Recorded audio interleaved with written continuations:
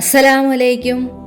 അധാർമികതയുടെ മരുഭൂമിയിൽ മാറ്റത്തിന്റെ മലർവാടി വിരിയിച്ച മുഹമ്മദ് മുസ്തഫ സല്ലല്ലാഹു അലൈഹി വസല്ലമ തങ്ങളുടെ ചരിത്രകഥയാണ് നമ്മളിവിടെ ചർച്ച ചെയ്യുന്നത്. ഇത് 19-ാം ഭാഗമാണ്. ഇന്ന് നമ്മൾ ആയിഷ ബീബി റളിയല്ലാഹു അൻഹയെ കുറിച്ചാണ് ഇവിടെ പറയുന്നത്.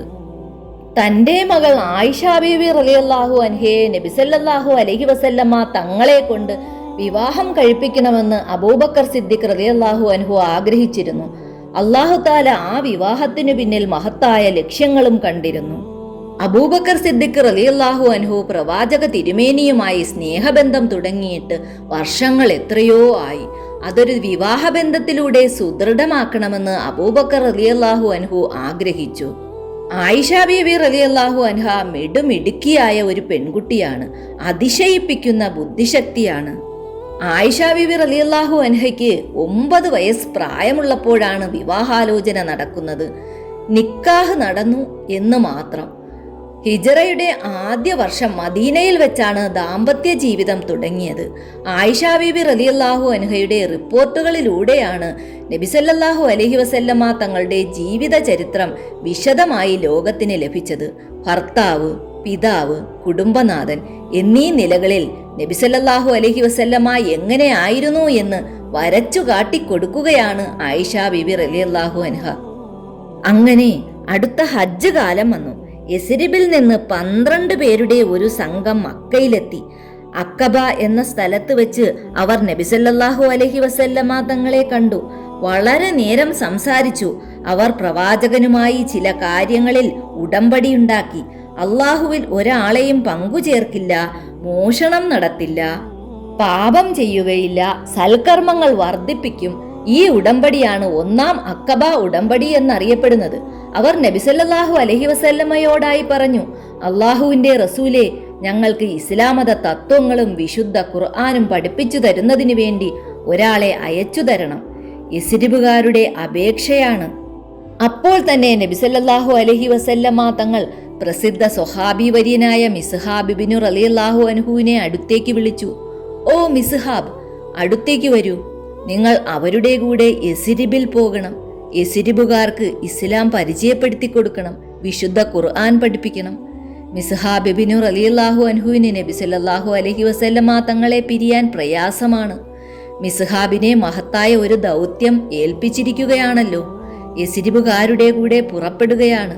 യസ്രിബിൽ പല വ്യക്തികളെയും നേരിൽ കണ്ട് ഇസ്ലാം മതം പരിചയപ്പെടുത്തി. ശുദ്ധഗതിക്കാരായ പലരും ഇസ്ലാം മതം സ്വീകരിച്ചു. സംഘടിത നിസ്കാരവും നടത്തി. അതിൽ പലരും പങ്കെടുക്കുകയും ചെയ്തു. 1 കൊല്ലം കഠിനാധ്വാനം ചെയ്തു. ഒറ്റപ്പെട്ട വ്യക്തികളും സംഘങ്ങളും ഇസ്ലാം മത പ്രചാരണത്തിനിറങ്ങി. യസ്രിബിലെ ഒരു വീട്ടിൽ ഒരാളെങ്കിലും ഇസ്ലാം മതം സ്വീകരിച്ചു. എക്കാലത്തെയും ഇസ്ലാമിന്റെ പ്രവർത്തന മാതൃകയായി മാറാൻ അദ്ദേഹത്തിന് കഴിഞ്ഞു. അടുത്ത വർഷം ഹജ്ജിന് മുമ്പായി തിരിച്ചു മക്കയിലെത്തി. നബി സല്ലല്ലാഹു അലൈഹി വസല്ലമ തങ്ങളോട് പറഞ്ഞു, അള്ളാഹുവിന്റെ റസൂലേ, ഈ വർഷം വലിയ ഒരു മുസ്ലിം സംഘം യസ്രിബിൽ നിന്ന് അങ്ങയെ കാണാൻ വരുന്നുണ്ട്.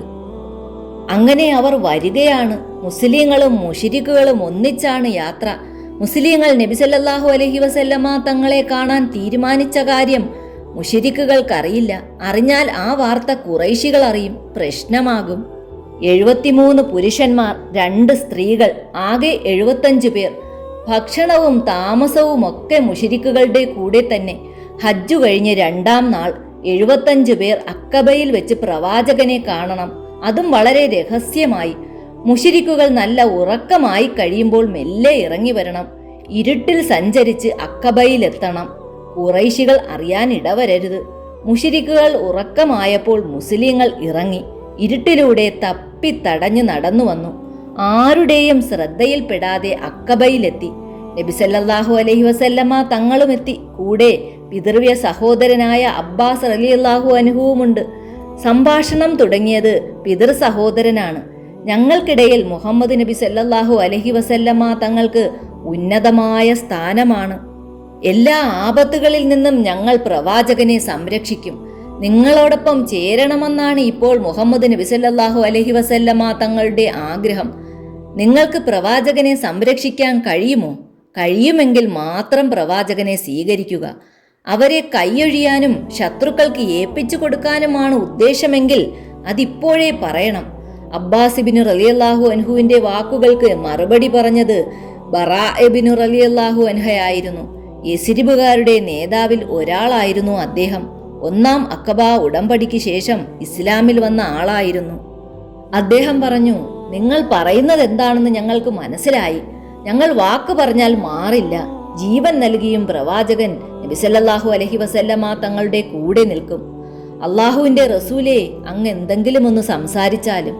നബി സല്ലല്ലാഹു അലൈഹി വസല്ലമ തങ്ങൾ ഏതാനും ചില ആയത്തുകൾ പാരായണം ചെയ്തു. മുസ്ലിങ്ങളുടെ മനസ്സിൽ ഈമാൻ വർദ്ധിച്ചു.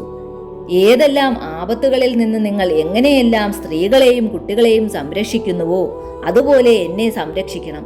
അങ്ങനെയുള്ള സംരക്ഷണമാണ് ഞാൻ നിങ്ങളിൽ നിന്ന് പ്രതീക്ഷിക്കുന്നത്.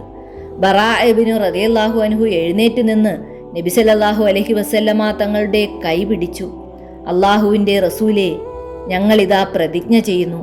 അങ്ങ് ആവശ്യപ്പെട്ട കാര്യം ഞങ്ങളിതാ വാഗ്ദത്തം ചെയ്യുന്നു. അതിനുശേഷം അവിടെ ഉണ്ടായിരുന്ന ഓരോരുത്തരായി പ്രതിജ്ഞ ചെയ്തു. നബി സല്ലല്ലാഹു അലൈഹി വസല്ലമ തങ്ങൾ ഇങ്ങനെ പറഞ്ഞു, നിങ്ങളുടെ കൂട്ടത്തിൽ നിന്ന് 12 പ്രതിനിധികളെ തിരഞ്ഞെടുക്കുക. നിങ്ങളുടെ ജനങ്ങളുടെ ഉത്തരവാദിത്തം ഈ 12 പേർക്കായിരിക്കും.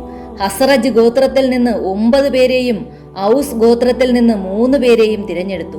അവരെ തിരഞ്ഞെടുത്ത ശേഷം നബി സല്ലല്ലാഹു അലൈഹി വസല്ലമ തങ്ങൾ ഇങ്ങനെ പറഞ്ഞു, നിങ്ങളുടെ ജനതയുടെ ഉത്തരവാദിത്തം നിങ്ങൾക്കായിരിക്കും. എൻ്റെ ജനതയുടെ ഉത്തരവാദിത്തം എനിക്കായിരിക്കും. പിരിയാൻ നേരം നബി സല്ലല്ലാഹു അലൈഹി വസല്ലമ തങ്ങൾ പറഞ്ഞു, ഞാൻ നിങ്ങളിൽ പെട്ടവനാകുന്നു, നിങ്ങൾ എന്നിൽ പെട്ടവനും. അവർക്ക് ആശ്വാസമായി, സന്തോഷമായി. പാതിരാ തണുപ്പിൽ 2ാം അഖബ ഉടമ്പടി നടന്നു. നുബൂവത്തിന്റെ 13ാം വർഷമാണ് ഈ സംഭവം നടക്കുന്നത്. പ്രതിജ്ഞയ്ക്ക് ശേഷം നബി സല്ലല്ലാഹു അലൈഹി വസല്ലമ തങ്ങൾ പറഞ്ഞു, ഈ ഉപാധികൾ നിങ്ങൾ സ്വീകരിക്കുകയാണെങ്കിൽ നിങ്ങൾക്ക് സ്വർഗത്തെ സംബന്ധിച്ച് സന്തോഷിക്കാം. അല്ലാത്ത പക്ഷം നിങ്ങളുടെ കാര്യം അള്ളാഹുവിൻ്റെ കയ്യിലാണ്. അള്ളാഹു ഉദ്ദേശിക്കുന്ന പക്ഷം നിങ്ങൾക്ക് മാപ്പ് തന്നേക്കാം. അള്ളാഹു ഇച്ഛിക്കുകയാണെങ്കിൽ നിങ്ങളെ ശിക്ഷിക്കുകയും ചെയ്തേക്കാം. എത്രത്തോളം ഗൗരവകരമായ കാര്യത്തെ സംബന്ധിച്ചുള്ള പ്രതിജ്ഞയാണ് എടുക്കുന്നതെന്ന് നന്നായി മനസ്സിലാക്കുക. ഇത് അറബികൾക്കും അനറബികൾക്കും എതിരെയുള്ള യുദ്ധപ്രഖ്യാപനമാണ്. ഇതെല്ലാം മനസ്സിലാക്കി മുന്നോട്ടു പോകുക. നബി സല്ലല്ലാഹു അലൈഹി വസല്ലമ തങ്ങൾ എപ്പോഴെങ്കിലും മദീനയിലേക്ക് വരികയാണെങ്കിൽ മരണം വരെ ഒപ്പം നിൽക്കുമെന്ന് ഈ മുസ്ലിങ്ങൾ നബി സല്ലല്ലാഹു അലൈഹി വസല്ലമ തങ്ങളുമായി കരാർ ചെയ്തതും ഈ സന്ദർഭത്തിലായിരുന്നു. ഹസ്രത്ത് ബറാ റളിയല്ലാഹു അൻഹു പറയുകയുണ്ടായി, ഞങ്ങൾ വാളുകളുടെ മടിത്തട്ടിൽ വളർന്നവരാണ്. നുബൂവത്തിന്റെ 12ാം വർഷത്തിലായിരുന്നു ഈ സംഭവം. മുസ്ലിങ്ങൾ നടക്കുകയാണ്. സ്വന്തം ക്യാമ്പിൽ വന്നു കയറി.